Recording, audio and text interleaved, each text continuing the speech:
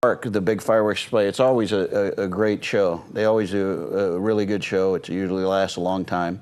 And got some sparklers and stuff for my grandkids to play with in my front yard. So good. Stay out of the traffic. Yeah. And well, I know that a lot of people go to it. As I understand, it's one of the best fireworks shows in one of the best. Yeah, it's it's one of the best I've been to, and I've been to a lot in other areas. But they do a great job here in Pahrump with that. It's right. So it's always fun to go see. Then on Saturday night, is the Pahrump Nugget going to have one, or do you know? I'm not sure about that, if they're doing that this year again or not. I haven't heard. Usually hear about it, and I haven't heard. Anybody out there knows? Give us a call, 727-8750. Yep. Once again, in case you just tuned in, the question is, what was the main reason for the Declaration of Independence? And that's because tomorrow's July 4th. I had a couple other trivia questions until somebody hit me in the head. So this is the 4th of July weekend, and I thought, whoops. But anyway, so you made it through the primary. That was a pretty rough primary. You were probably one of the toughest. I mean, the sheriffs had a tough one, but you were probably one of the toughest. The sheriffs had 10. I had 3.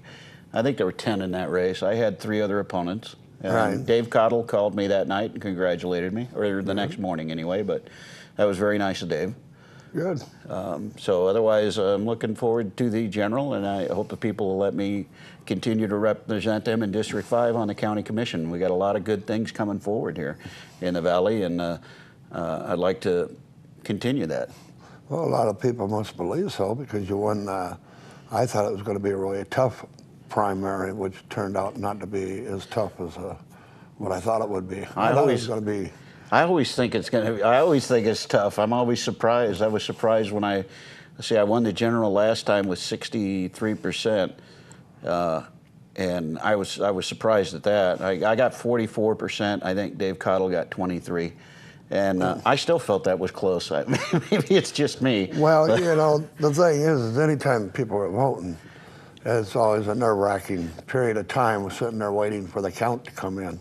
Yep. And but anyway, you did a very good job on it. So anyway, for our district, well, I can't say for our district. You're a county commissioner. You got to represent the whole county, not just a district. I've had that conversation with a few people, and the way I see it, I believe in the republic, and I represent District 5, which is far southeast, and I represent those people to the county government.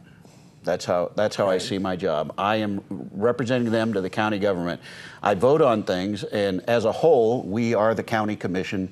We represent the whole county. Right. So while I do vote and am concerned with the whole county, the people who put me in office are in District 5, and I need to be responsive to those people. And I think if Congress and Senate would do that, we might have a little more representation up there.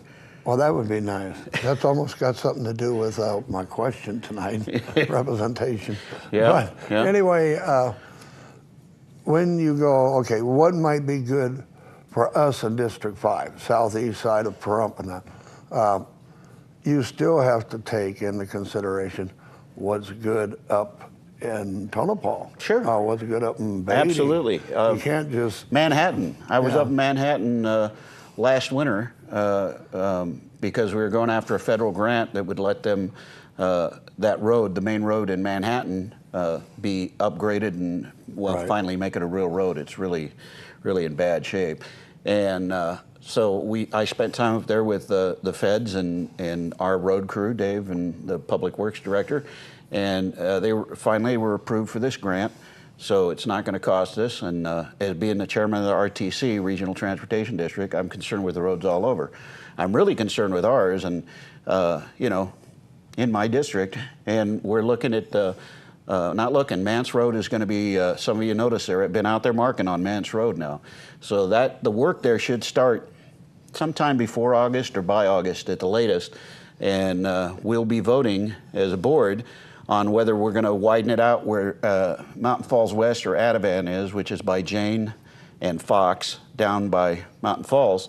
And I've worked with that group, that developer, and got them to agree to put in curb and gutters and put in about $500,000 in drainage so that we don't have to in 2 years or 3 years when they start building rip that road up. So that'll be before our board. And I'm also we're looking to get the right-of-way around on Homestead near Mance. On Homestead from Mance to Jean, I think it is. That whole section there is one property owner. We're asking them for right-of-way because we're looking to widen from Homestead to Mance and get that all done. So from Homestead, from 160 down to Mance would all be widened out, and then Mance would be fixed. But Mance is already approved. The money's there for that. So I'm working on that next section. Okay, I know it's very convenient with that because I use it quite often too. Homestead there where you got the 3 lanes, the turn lane, and the 2 north and south. Well, east and west, Right. North and south. That's north and south there still. Okay. It bends, yeah. Yeah, but so anyway, you know, back in the old days, what we called a 3-lane road, suicide road. Yeah, the suicide, yeah, that's what Dave called it too. Because everybody, people hit that center road and they head on. At the same time, that's what he called it, the suicide lane. But, yeah.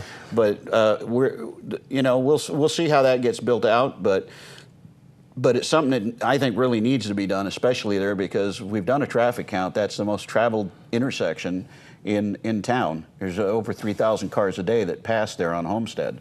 So that's quite a good count for our valley. Well, yeah, I know that. Go ahead, caller, with your question.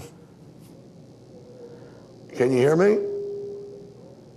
We can't hear nothing. Hey, I've been here over 30 years. I've called in before, and I see all the roads are being done on that side of town. And I've talked about Calvada with sidewalks and stuff, but I see asphalt sidewalks all the way down Homestead 2-3 miles. This high school's been here for 40 years, and you've got kids beside, on bikes, walking on the street. You also got people in electric wheelchairs. But all I hear from the county commissioners, we don't have the money. But all this project and road things are going out toward Mountain Falls. Is there any chance something can be looked at for that? Our kids are walking the streets. There is the money that was used to do Homestead with that asphalt on the side. That asphalt on the side is a bike lane, and it's good for bike lanes and for the wheelchairs and those kind of things that you talked about, the scooters. But all that was paid for, the vast majority, I should say, of that was paid for from impact fees from the homes from Mountain Falls and Beezer and all the developments on the south side. That Calvada, the entrance to Calvada, that's been approved and is going to move forward sometime this year. And we're looking further down, but that's got to be, again, go through the RTC, and we have to have funding. Are we running out of time? Okay, we need to go to this break. We'll be back right after these advertisements, and we'll finish answering that question. I'd love to. Okay.